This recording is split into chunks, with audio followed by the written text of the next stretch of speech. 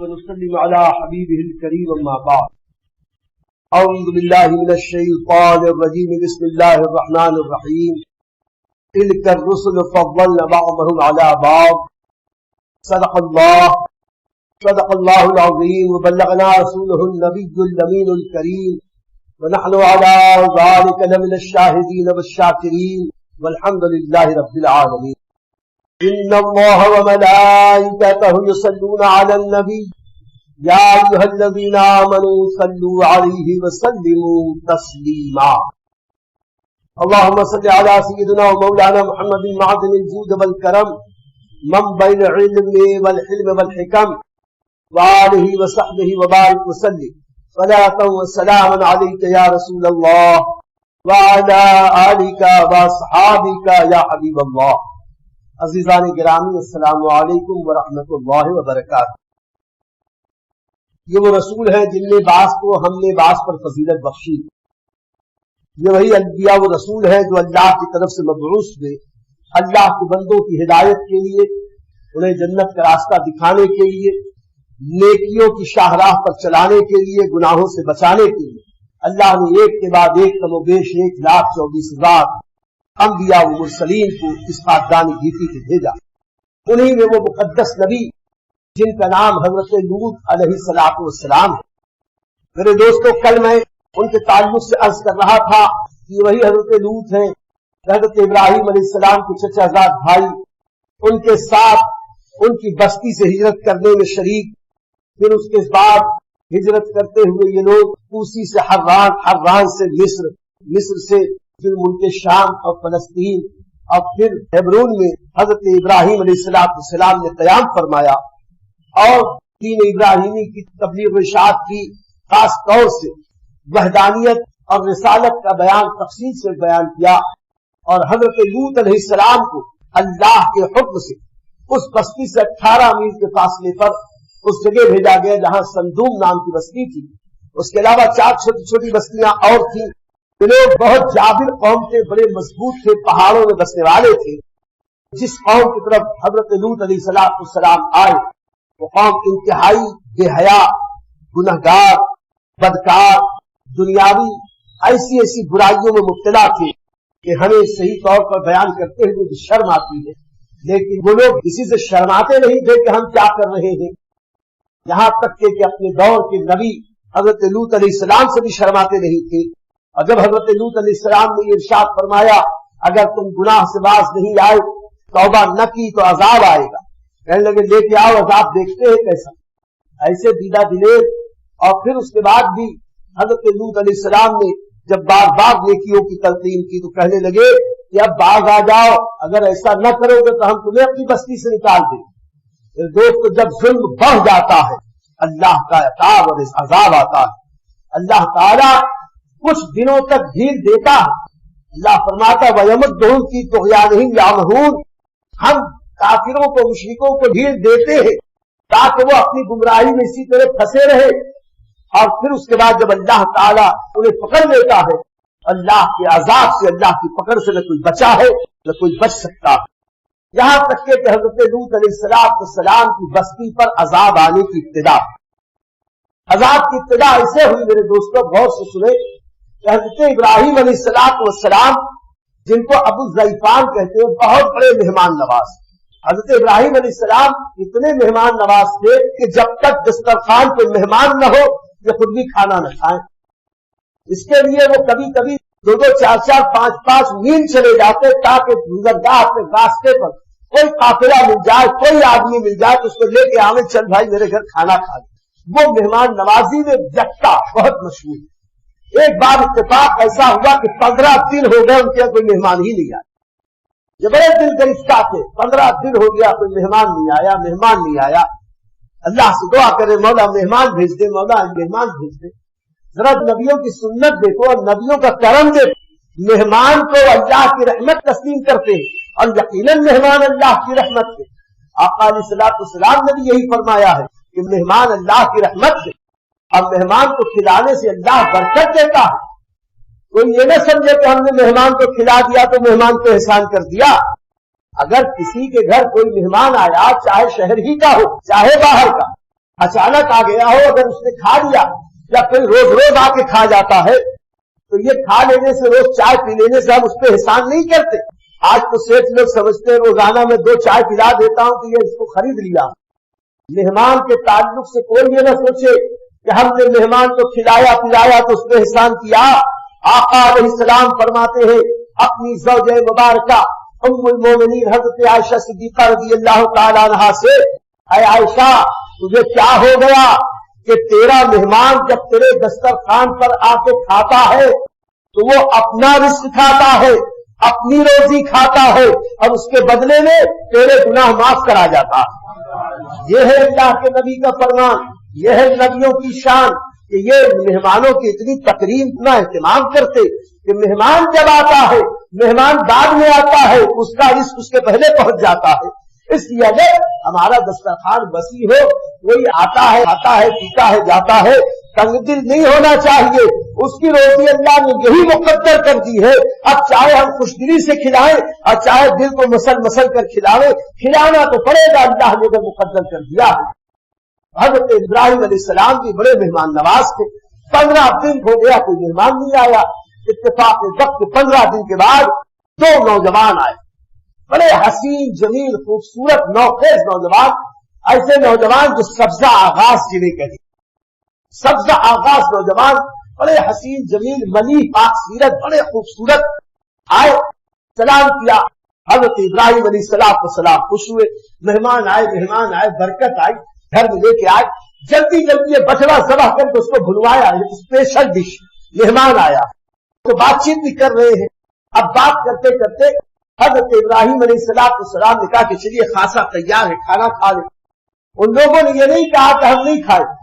میزبان کو اگر یہ کہہ گئے کہ وہ مہمان کے ساتھ زبردستی کرے کہ کھا لو, تو مہمان کو بھی چاہیے کہ نخرہ نہ دکھائے. کچھ لوگوں کو بھوک لگی رہتی ہے, حاجت رہتی ہے, سامنے دسترخوان لگا دی ہے, نیت بھی لگی ہوئی ہے, پھر بھی نہیں بس ارے کر کے روکو مت. یہ تکلف زیب نہیں دیتا.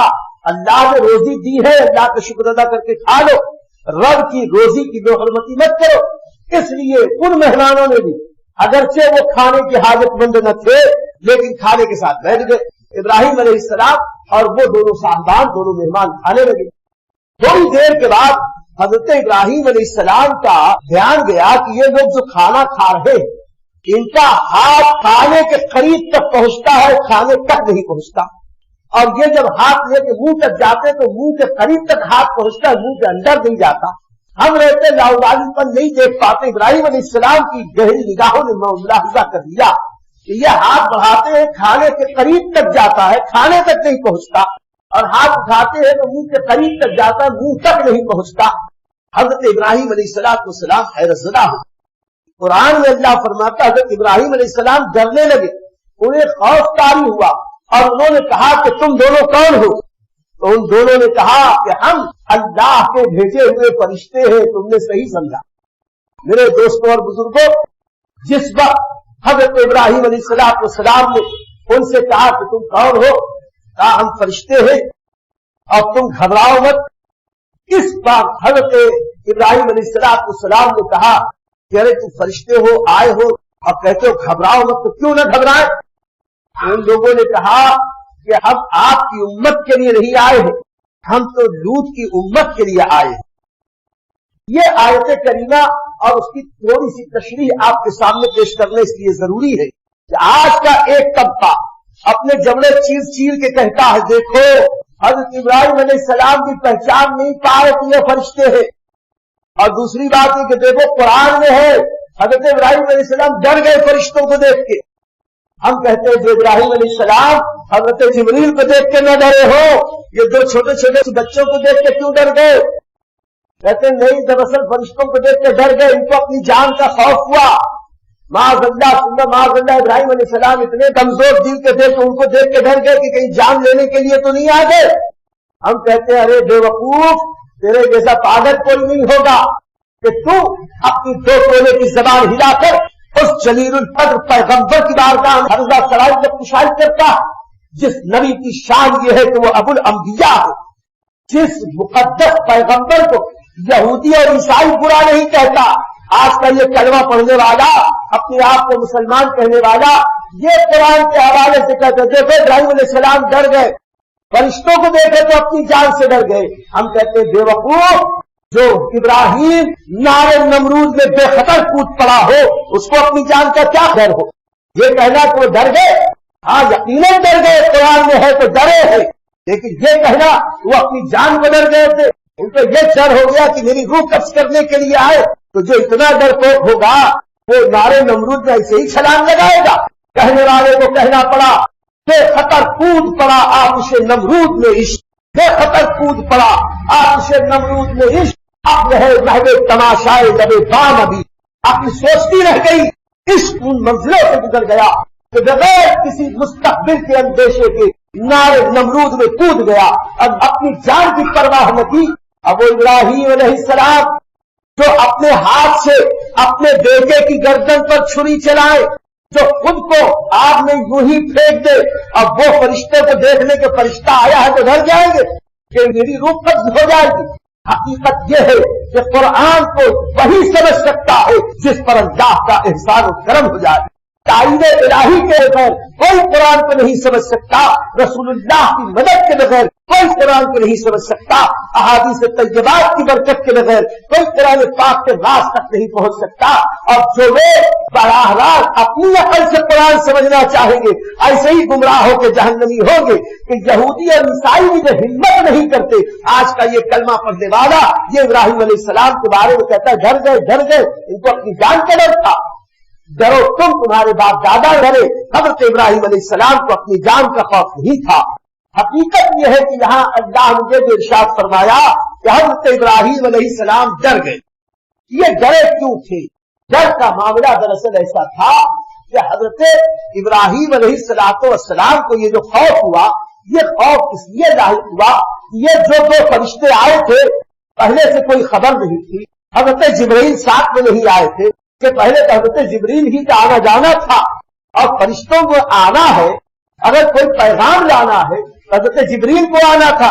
حضرت جبرائیل علیہ السلام آئے نہیں ہیں، یہ دو فرشتے ایک طرح سے دیکھا جائے تو بھیس بدل کے آئے ہیں، کیا انسانی شکل میں آئے ہیں؟ ابراہیم علیہ السلام کے یہ اندازہ لگا لیا کہ یہ دو فرشتے عذاب کے فرشتے، اور ابراہیم علیہ السلام کو یہ تو یقین تھا کہ جب عذاب آئے گا تو امت پہ آئے گا، نبی پہ تو آنے والا نہیں ہے۔ لیکن ابراہیم علیہ السلام کو اپنی امت سے وہ محبت تھی، امت سے وہ شفقت تھی، امت سے وہ پیار تھا کہ ابراہیم علیہ السلام نے ان فرشتوں سے کہا کہ اچھا تو کیا تم عذاب کے فرشتے ہو؟ ان لوگوں نے کہا ہاں ہم عذاب کے فرشتے۔ ابراہیم علیہ السلام نے فرمایا کہ کیا تم عذاب لے کے آ گئے؟ تو ابراہیم علیہ السلام کو جو خوف ہوا وہ یہی تھا کہ کہیں میری قوم کے نافرمان بندوں کے لیے اللہ کی طرف سے عذاب نہ آیا ہو۔ اور سن لو خدا کی قسم، ہر نبی اپنے امتیوں سے اتنی محبت کرتا ہے کہ دنیا کا کوئی باپ اپنے بچوں سے اتنی محبت نہیں کر سکتا، اب دنیا کی کوئی ماں اپنے بچوں سے وہ محبت نہیں کر سکتی جو محبت نبی اپنے امتیوں سے کرتا۔ ابراہیم علیہ السلام کو بڑی محبت کی امتیوں سے، اور جب یہ دیکھا کہ عذاب کے فرشتے آئے تو خوف لاحق ہوا، میرے غلام میرے امتی کہیں عذاب میں مبتلا نہ ہو جائے، یہ ڈر پیدا ہوا۔ اس کا ذکر اللہ نے فرمایا ہے، اور جب ابراہیم کے پاس مہمان آئے اور انہیں دیکھ کر وہ ڈرنے لگا، تو یہ جو ڈر اور خوف تھا ابراہیم علیہ السلام کا اپنی جان کا ڈر اور خوف نہیں تھا، یہ خوف تو اس کا تھا کہ کہیں میری نافرمان امت پر عذاب نہ آئے۔ ان فرشتوں نے کہا یہ ابراہیم خلیل علیہ الصلوۃ والتسلیم، یقیناً ہم عذاب کے فرشتے ہیں، عذاب لے کر آئے ہیں، لیکن آپ گھبرائیں نہیں، آپ کی امت کے لیے نہیں ہے، آپ کے علاقے کے لیے نہیں ہے۔ ابراہیم علیہ السلام نے فرمایا کہ ٹھیک ہے، غنیمت ہے، چلو بچ گئی میری امت، لیکن کہاں کے لیے آئے ہو؟ आए हो तो अजाब ही तो लेके आए हो। कहा हाँ कि हम हजरत लूत अलैहिस्सलाम की उम्मत पर अजाब लेके आए। देखो अजाब का आना वहां है और यहां पर पहले ही खबर दी जा रही है। हम हजरत लूत की बस्ती पर अजाब डालने के लिए आए हैं। उस वक्त हजरत इब्राहीम अलैहिस्सलाम ने तो हजरत लूत की उम्मत के लिए भी उन फरिश्तों से मुकालमा किया, मुबाहिसा किया। और उस वक्त हजरत इब्राहीम अलैहिस्सलाम ने उन फरिश्तों से जो गुफ्तगू और कलाम की, उस कलाम के बारे में अल्लाह फरमाता है कि मेरा बंदा इब्राहीम फरिश्तों से इस बारे में झगड़ा करने लगा। युजादिलूना का लफ्ज़ है, उनसे झगड़ने लगा। उन फरिश्तों से इब्राहीम अलैहिस्सलाम ने कहा, ऐ फरिश्तों, तुम अजाब लाओगे ऐसी बस्ती पर जिसमें 300 लोग ईमान वाले हो? उन्होंने कहा कि नहीं, जिस बस्ती में 300 लोग ईमान वाले होंगे उस वक्त हम उन पर अजाब नहीं लाएंगे। इब्राहीम अलैहिस्सलाम ने कहा, अच्छा 300 लोगों के ऊपर अजाब नहीं लाओगे, जिस बस्ती में 100 अगर ईमान वाले हुए तो क्या अजाब लाओगे? असल में इब्राहीम अलैहिस्सलाम भी मुकालमे से, मुबाहिसे से उनको घेर रहे थे ताकि किसी सूरत अल्लाह का ये अजाब टल जाए। इसलिए कहते हैं अगर 100 आदमी हुए तो क्या उस पर अजाब नाज़िल करोगे? उन्होंने कहा कि नहीं, अल्लाह का हुक्म है, अगर 100 अहले ईमान भी कहीं हुए हम उन पर भी अजाब नाज़िल नहीं करेंगे। इब्राहीम अलैहिस्सलाम ने फरमाया और अगर किसी बस्ती में 40 ईमान वाले हुए तो? उन्होंने कहा कि 40 ईमान वाले हुए तब भी हम उस पर अजाब नहीं नाज़िल करेंगे। तो हजरत इब्राहीम अलैहिस्सलाम मुकालमा कर रहे, मुबाहिसा कर रहे, कुरान की जबान में मुजादला कर रहे, फरिश्तों से झगड़ा कर रहे और कहते हैं क्या जिस बस्ती में 10 आदमी हो ईमान वाले तो? एक बस्ती में 10 ईमान वाले भी हो तब भी हम उन पर अजाब नहीं करेंगे। क्या अगर किसी बस्ती में 1 ईमान वाला हो तो उन्होंने कहा कि अगर 1 ईमान वाला भी होगा इस वक्त अल्लाह का हुक्म यही है तो उस बस्ती का हम अजाब नहीं करेंगे। हजरत इब्राहीम अलैहिस्सलाम फौरन कहते फिर तुम लोग वापस जाओ, अभी हजरत लूत अलैहिस्सलाम वहां है, लूत अलैहिस्सलाम ईमान वाले हैं तो उनकी वजह से तुम बस्ती पर से अजाब हटा दो। मेरे दोस्तों, उन लोगों ने कहा कि हाँ आपकी बात बिल्कुल दुरुस्त है, उस नबी के सदक़े में अजाब नहीं होगा। अब कुरान की इन तफसीलात से बात समझ में आई, अल्लाह ताला अपने मकबूल बंदों के सदक़े में रहमत नाज़िल करता है, अल्लाह अपने महबूबों के सदक़े में अजाब हटा देता है। अल्लाह के महबूब बंदों के तुफैल में अल्लाह ताला मुश्किलात को हल कर देता है। आज कुछ लोग कहते हैं वो क्या चीज है जो खुदा से नहीं मिलती, जो तुम औलिया अल्लाह से मांगने जाते हो?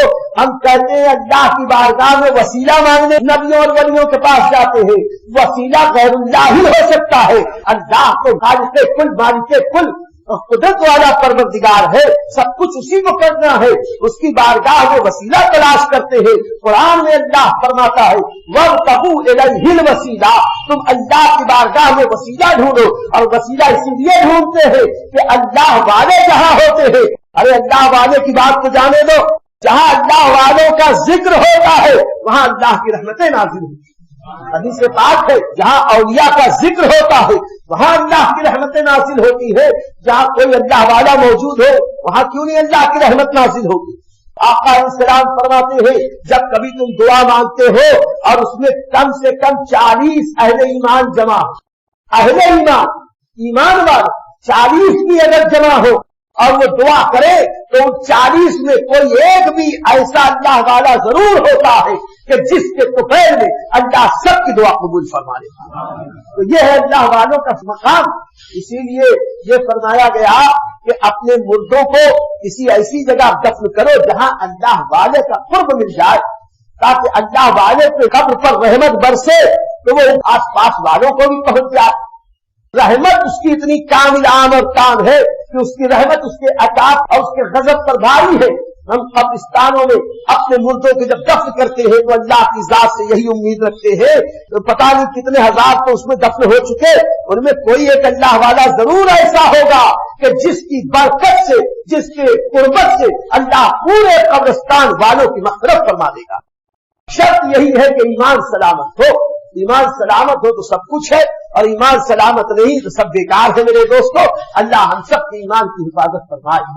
تو قرآن کی تفسیر میں اور حدیث پاک سے یہ جو بات ثابت ہوئی وہ یہ، ابراہیم علیہ السلام نے کہا کہ ایک آدمی اگر ایمان والا ہو تو ابراہیم تو ان فرشتوں نے کہا عذاب نہیں آئے گا.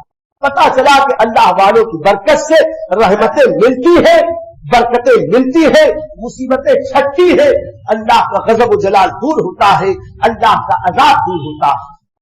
نتیجہ یہ میرے دوستو کہ حضرت ابراہیم علیہ السلام نے جب ان سے کہا کہ ان میں تو حضرت لوط علیہ السلام ہے، اس لیے عذاب نہیں ہونا چاہیے. دیکھو ابراہیم علیہ السلام اپنی امت کے لیے تو شفقت کر ہی رہے ہیں، لیکن اپنے چچا زاد بھائی حضرت لوط کی امت کا بھی خیال رکھتے ہیں کہ امت ہے، شیطان کے بہکانے میں آ گئی ہے، گنہگار ہے، خطا کار ہے، لیکن انہیں مہلت دے دی جائے کہ توبہ کر لیں. اگر توبہ کر لیں گے تو عذاب سے بچ جائیں. اس لیے نبی دنیا کے سامنے اپنی ذات پیش کر رہے ہیں کہ انبیاء کا طریقہ یہ ہے کہ یہ بنی آدم کی فوز و فلاح کی کوشش کرتے ہیں، بنی آدم کو کیسے راحت مل جائے یہ کام کرنا، یہ نبیوں کی سنت پر عمل کرنا ہے. آج ہمیں بھی چاہیے کہ ہم ان نبیوں کے نقش قدم پر چل کر ایسے کام کریں جس سے انسانوں کی بھلائی ہو، انسانوں کے دکھ دور ہو، انسانوں کو امن چین و سکون ملے. بنی آدم کو خاص طور سے مسلمانوں کی راحت کے سامان کرے، مسلمانوں کے لیے کوئی ایسا کام نہ کرے جو ان کے لیے دشواری میں مبتلا ہو جائے. اللہ تعالیٰ ہم کو لوگوں کی راحت کا ذریعہ بنا دے، لوگوں کی مصیبت کا ذریعہ اللہ ہمیں نہ بنا. حضرت لوط علیہ السلام کے بارے میں جب ابراہیم علیہ السلام نے کہا، ان فرشتوں نے کہا کہ نہیں، جب تک لوط ان میں ہے ہم ان پہ عذاب نہیں نازل کریں. حضرت ابراہیم علیہ السلام تھوڑی دیر مطمئن ہو گئے کہ ابھی حضرت لوط تو ہے، لیکن میرے دوستو اللہ رب العزت کی مرضی پاک یہی تھی کہ قوم لوط پر عذاب آئے، اور یہ بھی وعدہ ہو گیا کہ جب تک لوط ہے عذاب نہیں آئے گا. تو اللہ تعالیٰ تو حکیم مطلق ہے، اس کی حکمت کے کیا کہنے. اللہ نے اپنی حکمت کاملہ سے ان دونوں فرشتوں کو دیا جاؤ. اب حضرت ابراہیم علیہ السلام کے پاس سے یہ دونوں فرشتے نکلے.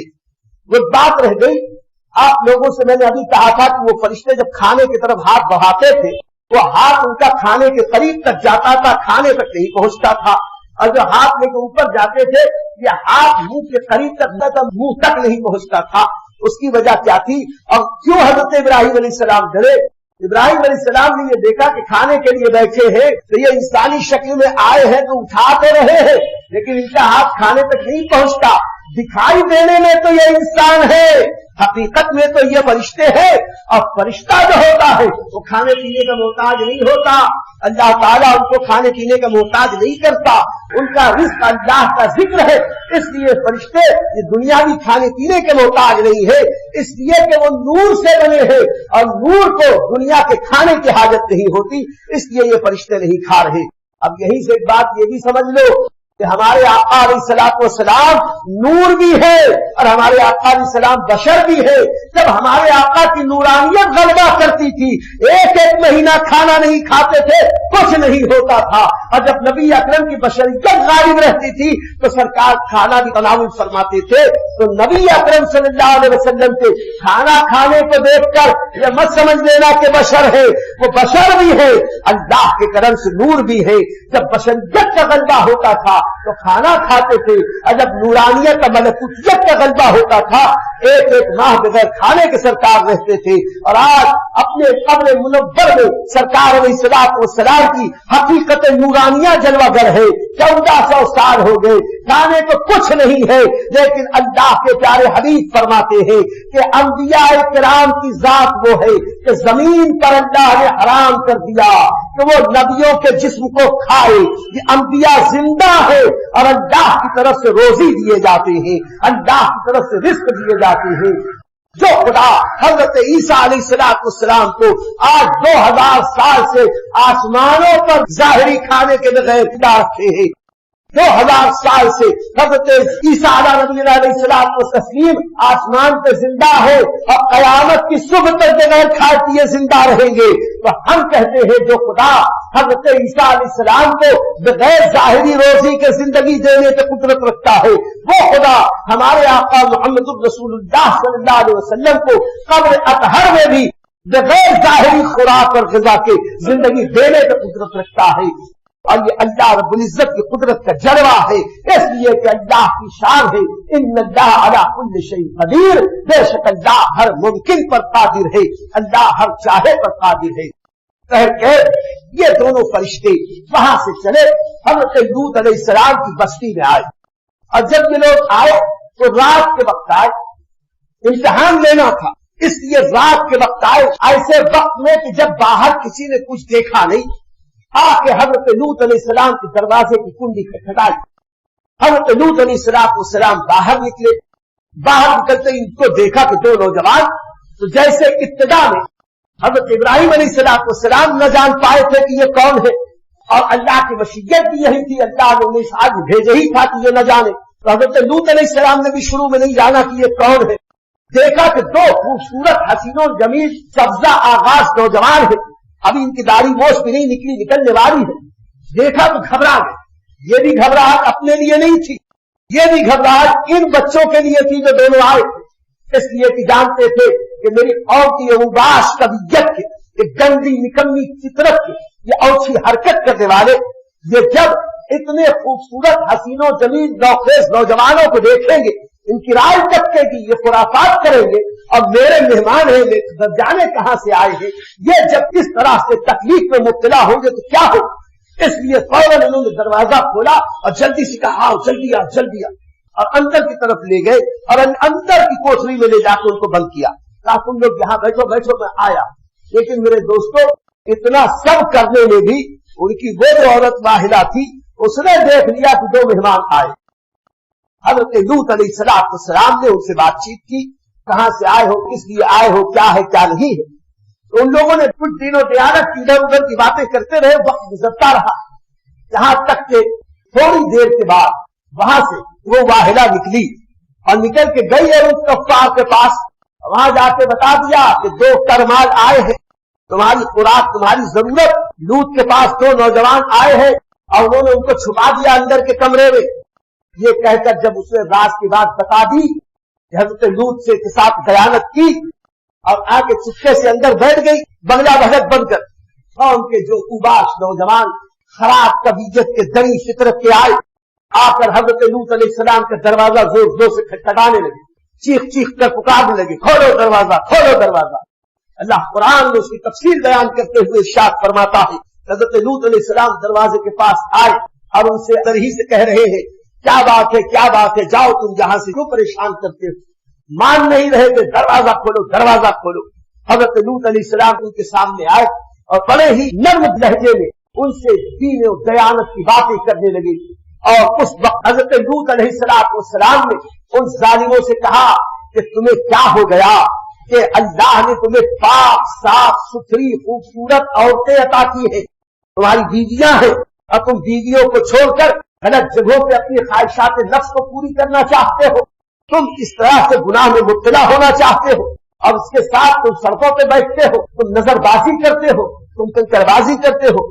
خوشحال تھے، پیسہ زیادہ تھا، اور خوشحالی آتی ہے تو اپنے ساتھ اسی طرح کے تماشے لے کے آتی، تو بیٹھا بنیا کیا کرے، تو یہی سب کرتا رہے، وہی سب وہ گناہ کے پاپ کے کام کرتے تھے۔ حضرت لوط علیہ السلام نے بہت سمجھایا، اس کے بعد حضرت لوط علیہ السلام نے یہاں تک کہہ دیا، اے میری قوم کے لوگوں، یہ میری قوم کی بیٹیاں ہیں، بڑی پاک صاف ستھری بیٹیاں ہیں، ان بیٹیوں کو اللہ نے تمہارے لیے جائز کیا ہے، جائز طریقے سے اپنی خواہشات نفس کو پوری کرو، یہ میری قوم کی بیٹیاں ہیں، یہ میری بیٹیاں ہیں۔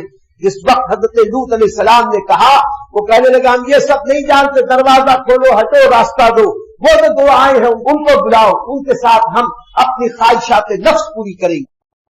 میرے دوستو، حضرت لوط علیہ السلام جلدی سے دروازہ بند کر کے پھر اندر کی طرف گئے، اور ایسے وقت میں ماحول کا فطری تقاضا، اس تقاضے کے پیش نظر حضرت لوط علیہ السلام کے اوپر ایک کیفیت طاری ہوئی جسے خوف کہے، ڈر کہے، گھبراہٹ کہے۔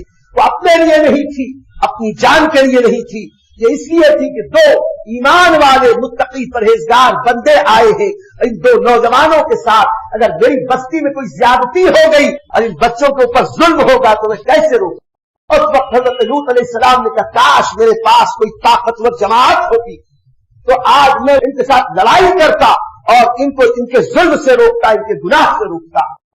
جب حضرت لوط علیہ السلام کی جذبات و احساسات کو ان دونوں فرشتوں نے دیکھا، حضرت لوط علیہ السلام کو تسلی، ان کے ہاتھ کو پکڑا اور کہا کہ آپ کیوں گھبراتے ہیں؟ آپ کیا سمجھتے ہیں کہ ہم نوخیز لڑکے ہیں؟ نہیں، ہم تو امتحان لینے کے لیے آئے ہیں، ہم تو انہیں عذاب دینے کے لیے آئے ہیں، یہ کیا ہمارے ساتھ زیادتی کریں گے؟ ابھی آپ دیکھنا صبح ہونے تک کہ ان کا کیا ہوتا۔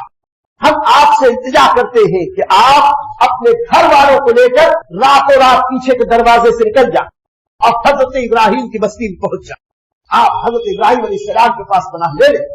حضرت لوط علیہ السلام نے جب ان کو دیکھا اور ان کو ادراک ہو گیا، رب کی طرف سے بھی فرمان آ گیا کہ یہ آنے والے فرشتے ہیں، حضرت لوط علیہ السلام نے فوراً اپنے گھر والوں کو کہا چلو تیاری کرو، سامان لو، چلنا ہے سفر پر۔ جب سب چلنے کے لیے تیار ہوئے، یہ بگلا بھگت بڑی بھی یہ بھی خود جلدی جلدی تیار ہو کے آگے آئی، تو ان دونوں فرشتوں نے کہا اے حضرت لوط علیہ السلام، اس خبیثہ کو مت لے کے جانا، اگرچہ یہ بدکارہ نہیں ہے، اگرچہ یہ زانیہ نہیں ہے، اگرچہ کوئی بھی نبی کی بیوی بدکارہ نہیں ہوتی، زانیہ نہیں ہوتی، لیکن کافرہ ہے، یہ منافقہ ہے، آپ سے خیانت کر کے آپ کا راز وہاں جا کے پیش کرتی ہے، اس لیے اس کو یہیں چھوڑ دیا جائے، اسے نہ لے جائے، اس کو بھی وہیں پہنچایا جائے گا جہاں ان عذاب والوں کو پہنچایا جائے گا۔ اللہ نے قرآن عظیم میں بھی اس بات کو بیان کیا ہے کہ دنیا میں صرف ظاہری رشتہ داری، خاندانی رشتہ داری نجات کے لیے کافی نہیں ہے، بلکہ اللہ نے حضرت لوط علیہ السلام کی پاک ذات جیسی ان نبی کی ایک بیوی اور حضرت نوح علیہ السلام کی بیوی کا ذکر کر کے بتایا کہ ہمارے دو مقرب بندے، پاک باز بندے نوح اور لوط کی بیویوں کو دیکھو کہ ان دونوں نے خیانت کی اپنے شوہروں سے، تو ہم نے ان سے یہی کہا کہ جاؤ اب اللہ کا عذاب سکھو، جہنم میں جاؤ جہاں دوسرے کافر جاتے ہیں۔ یہ دنیاوی رشتہ داری کس کام نہیں آئے گی، کام آئے گی تو نبی کی غلامی کام آئے گی۔ جو نبی کا وفادار اور غلام ہے وہ کہیں کا بھی رہنے والا، دنیاوی اعتبار سے کتنا بھی ذلیل سمجھا جائے، نبی کا غلام کبھی ذلیل ہو نہیں سکتا۔ عزت اللہ کے لیے ہے، عزت رسول کے لیے ہے، اور عزت اہل ایمان مومنین کے لیے، نبی کے غلاموں کے لیے۔ بہرحال جب حضرت لوط علیہ السلام سے فرشتوں نے کہا کہ اپنی بیوی کو چھوڑ کے جاؤ، اللہ کا حکم تھا، انہوں نے اپنی اہلیہ کو وہیں چھوڑ دیا اور اپنے بال بچوں کو لے کے چلے۔ تفسیر میں آتا ہے اللہ نے حضرت لوط علیہ السلام کے لیے معجزے کے طور پر زمین پہ لپیٹ دیا، اور لپٹتے ہی 2-4 قدم چلے ہوں گے یہ لوگ حضرت ابراہیم علیہ السلام کی بستی میں پہنچ گئے۔ حضرت ابراہیم علیہ السلام نے دیکھا رات میں ایسے بتایا کہ وہ 2 مہمان آئے اور ایسا ایسا، انہوں نے کہا کہ وہ یہیں سے ہو کر تو گئے۔ حضرت ابراہیم علیہ السلام نے بٹھایا اور افسوس ظاہر کیا، کاش تمہاری قوم کے لوگ توبہ کر لیتے تو آج عذاب میں مبتلا نہیں۔ عذاب آیا، عذاب کیا آیا؟ قرآن میں اللہ فرماتا ہے اور ہم نے ان کی بستی کو اوپر اٹھایا اور اسے پلٹ دیا، اور ان پر پتھروں کی بارش کی، نشان لگے ہوئے پتھر۔ اس کی تفسیر میں مفسرین فرماتے ہیں کہ جب اللہ قوم لوط پر عذاب نازل کرنے کا حکم دیا اور حضرت جبرائیل علیہ السلام قوم لوط کی بستی کے پاس آئے، وہ پہاڑوں میں بسی ہوئی، پہاڑوں میں کئی لاکھ کی بستی تھی، اس پوری بستی کو جو پہاڑوں میں بسی ہوئی تھی، خاص طور سے سندوم نامی بستی اور اس کے علاوہ 4 بستیاں اور تھیں، ان ساری بستیوں کو حضرت جبرائیل علیہ السلام نے اپنی ہتھیلی کو اٹھا لیا۔ یہ جتنے پہاڑ تھے، لاکھوں کی بستی، ساری بستی کے نیچے جو ہاتھ ڈالا، ایسے سمجھ لو کہ جیسے گیہوں کا ڈھیر رکھا ہو، ہم ہاتھ ڈال کے گیہوں یا چاول ہو، چاول اٹھا کے دیکھ لیتے ہیں، کوئی محنت نہیں لگتی، کوئی طاقت نہیں لگتی۔ اب میرے دوستو ذرا سوچو کہ حضرت جبرائیل کی طاقت کتنی ہوگی، حضرت جبرائیل علیہ السلام کتنے طاقتور، کتنے باجبروت ہوں گے، اور لے کے چلے تو اڑے آسمان تک۔ روایتوں میں آیا کہ اتنے اوپر لے کے اڑے کہ ملائے اعلیٰ کی جو مخلوقات تھی، وہاں کے جو فرشتے وغیرہ تھے اور دوسری مخلوقات، ان کا حال یہ ہوا کہ قوم لوط کے مرغے ککڑو بولتے تھے تو ملائے اعلیٰ کے فرشتے سننے لگے، اور قوم لوط کے کتے بھوک رہے تھے تو اس کے بھوکنے کی آواز آسمان کے فرشتوں نے سنی، اس وقت نے قریب ہو۔ وہاں پہنچنے کے بعد حضرت جبرائیل علیہ السلام نے پوری بستی پلٹ دی، یہ جو بستی پلٹی تو پلٹی، اللہ فرماتا ہے ان پر ہم نے نشان زدہ پتھروں کی بارش کی، تو پوری بستی پلٹ دینے کے بعد بھی ممکن ہے اس میں بھی اگر کچھ بچ گئے ہو، اللہ نے ان کو پتھروں کی بارش کی۔ اور یہ پتھروں کی جو بارش ہوئی، اللہ فرماتا وہ نشان زدہ پتھر تھے۔ نشان زدہ پتھر کی تفسیر میں مفسرین فرماتے ہیں ہر پتھر پر اس شخص کا نام لکھا تھا جس کے سر پہ وہ پڑنے والا تھا، اور جس کا نام جس پتھر میں لکھا تھا وہ پتھر اسی کے سر پر پڑا، اسی کو مارا، چند منٹوں میں پوری بستی کی بستی تباہ کر، سب کے سب عذاب میں مبتلا کیے گئے، سب کے سب مر گئے۔ حال یہ ہوا کہ بھوس ہو گئے۔ اور اسی کے ساتھ ساتھ وہ عورت جو حضرت لوط علیہ السلام کی وفادار نہیں تھی، اللہ کی شان دیکھو کہ اس کو بھی اللہ نے اسی طور کے عذاب میں مبتلا کر۔ یہاں پہ ایک بات سمجھ لو، کوئی یہ سوچ سکتا ہے کہ نبی کی بیوی اور ایسی نبی کی بیوی کافرہ کیسی ہو سکتی ہے؟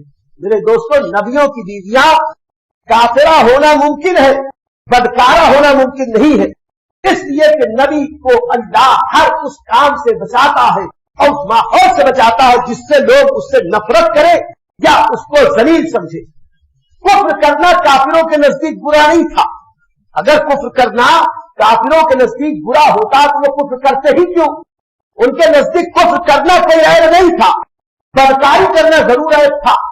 یہی وجہ ہے کہ اللہ نے اپنی مشیت سے قیامت تک کے انسانوں کو آگاہ کرنے کے لیے کہ کسی بڑے عظیم شخصیت سے تعلق قریب ہونے کی بنیاد پر، رشتہ داری کی بنیاد پر، تم یہ مت سمجھ لینا کہ اتنی عظیم خارگاہ سے ہمارا یہ قرب ہے تو ہم چاہے جو کریں، جیسے بھی عقیدہ رکھیں جنت ہمارے ابا کی، تمہارے باپ کی جنت نہیں ہے، جنت نبیوں کی، نبیوں کے وفاداروں کی ہے، اہل ایمان کی ہے۔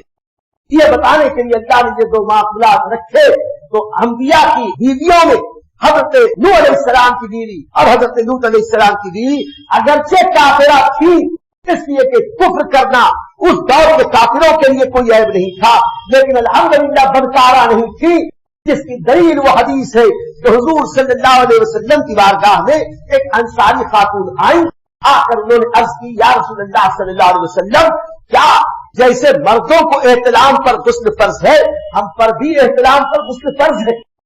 جس وقت ان انصاری صحابیہ نے یہ سوال کیا، یہ سوال حضرت ام المومنین ام سلمہ رضی اللہ تعالی عنہا کے یہاں ہوا، اللہ کے نبی انہی کے یہاں جلوہ فرما تھے۔ خاتون نے پوچھا کہ کیا عورتوں کو بھی احتلام کی حالت میں غسل فرض ہے؟ جیسے یہ ہوا، شرم کے مارا حضرت ام سلمہ نے چادر اپنے چہرے پہ ڈالی۔ حضور صلی اللہ علیہ وسلم نے فرمایا ہاں، عورتوں کو بھی اگر احتلام ہو جائے تو ان کو بھی غسل فرض ہے۔ تو ام المومنین ام سلمہ نے جو شرم کے مارا چادر ڈالی، اللہ کے حبیب صلی اللہ علیہ وسلم نے فرمایا کیا ہوا؟ وہ کہتی ہے شرما کے کیا عورتوں کو بھی احترام ہوتا ہے؟ تو حضور صلی اللہ علیہ وسلم نے فرمایا ہاں، عورتوں کو بھی احترام ہونا ممکن ہے، لیکن تمہیں اس لیے نہیں پتا کہ تم نبی کی بیوی ہو۔ اللہ تعالیٰ نبیوں کی بیویوں کو اس سے بچا کے رکھتا ہے، اس لیے کہ یہ احترام یہ شیطان کے خواب میں خلل دینے سے ہوتا ہے، اور اللہ نبیوں کی بیویوں کو شیطان کے خلل سے محفوظ رکھتا ہے۔ تو یہ ہے انبیاء کرام کی بیویاں، اور اس امت کی مائیں ازواج مطہرات کہ ایسی ہے کہ ان کے اوپر شیطان خواب میں بھی خلل انداز نہیں ہو سکتا، اثر انداز نہیں ہو سکتا۔ جب خواب میں اس کو احترام نہیں ہو سکتا تو کوئی نبی کی بیوی بدکارہ کیسے ہو سکتی ہے؟ ہمیں تو یقین ہے اللہ نے جیسے اپنے نبیوں کو ہر عیب سے پاک رکھا ہے، ایسے اپنے نبیوں اور رسولوں کے گھر والوں کو بھی وہ اس طرح کے عیوب سے پاک صاف رکھتا ہے۔ تو بہرحال ان پر عذاب آیا اور سب کے سب اس میں تباہ ہوئے، اور اس میں ہمیں یہ سبق ملا کہ رب کی نافرمانی اور نبی کی نافرمانی یہ اللہ کے غضب کا سبب ہوتی ہے، اور خاص طور سے جب گناہ بڑھتے چلے جاتے ہیں میرے دوستوں تو پھر اللہ کی پکڑ اور عذاب آتا ہے۔ جس قوم میں لوگ زکات دینا کم کر دیتے ہیں یا بند کر دیتے ہیں، اللہ تعالیٰ اس قوم پر قحط مسلط کرتا ہے۔ جس قوم میں زنا عام ہو جاتا ہے، جس قوم میں جوا عام ہو جاتا ہے، جس قوم میں شراب عام ہو جاتی ہے، جس قوم میں اور دیگر برائیاں عام ہوتی ہیں، جیسی برائی عام ہوتی ہے اللہ تعالیٰ ویسے ہی اس قوم کے اوپر اپنا عتاب نازل کرتا ہے، اور اس قوم کو اللہ تعالیٰ ٹھوکر لگاتا ہے تاکہ وہ قوم ठोकर खाकर जाग जाए, अगर ठोकर खा के जाग गए, तौबा कर ली तो फबहा, अल्लाह तौबा का कबूल करने वाला, और तौबा न करे तो अल्लाह की पकड़ से न कोई बचा है न कोई बच सकता है। जब कौम लूत के लोग नहीं बच सके तो आज हम और आप क्या बचेंगे। आज भी बहर मुर्दार के करीब अगर आप जाएं, फलस्तीन और उर्दू के दरमियान वो जगह जहां पर ये कौम लूत की बस्तियां थी, कुरान में ये मुक्तफिका के नाम से पुकारा, तो इस बस्ती के करीब अगर आप जाएं तो वहां पर एक बहुत बड़ा बुत जैसा नजर आता है। आमतौर पर लोगों से ये सुना जाता है कि वो जो इतना बड़ा नमक जैसा औरत का मुजस्समा नजर आता है, वो वही लूत अलैहिस्सलाम की बीवी है, जिसे अजाब की शक्ल में अल्लाह ने इस तरह पत्थर में या नमक के ढेर में तब्दील कर दिया। खैर आज हकीकत क्या है ये तो अल्लाह बेहतर जाने, लेकिन ये तय है कि कुरान और अहादीस से साबित है कि जब अल्लाह का अजाब आता है तो किसी भी बेईमान को और किसी भी काफिर और मुशरिक को और किसी भी नाफरमान को अल्लाह का अजाब छोड़ता नहीं है। इसलिए हमें आज ये अहद करना चाहिए कि हम हर तरीके से कोशिश करें कि अल्लाह ताला हमें सच्ची तौबा की तौफीक अता फरमा दे। हमें चाहिए कि हम सच्ची तौबा करें, गुनाहों की माफी मांगे, मुस्तकबिल में गुनाहों से बचे। अल्लाह ताला हम सबकी मग़फ़िरत फरमाए। आखिर दावाना अनिल हम्दुलिल्लाहि रब्बिल आलमीन। कि आप मेमार मिल्लत चैनल को सब्सक्राइब करें, लाइक करें और अपने मुफीद मशवरों से, कमेंट से, मज़बूत कमेंट से हमें नवाजें। आपसे गुजारिश है कि इस चैनल को ज़्यादा से ज़्यादा सब्सक्राइब करें ताकि हम हमारे पैगाम को दुनिया के कोने कोने तक पहुंचा सकें।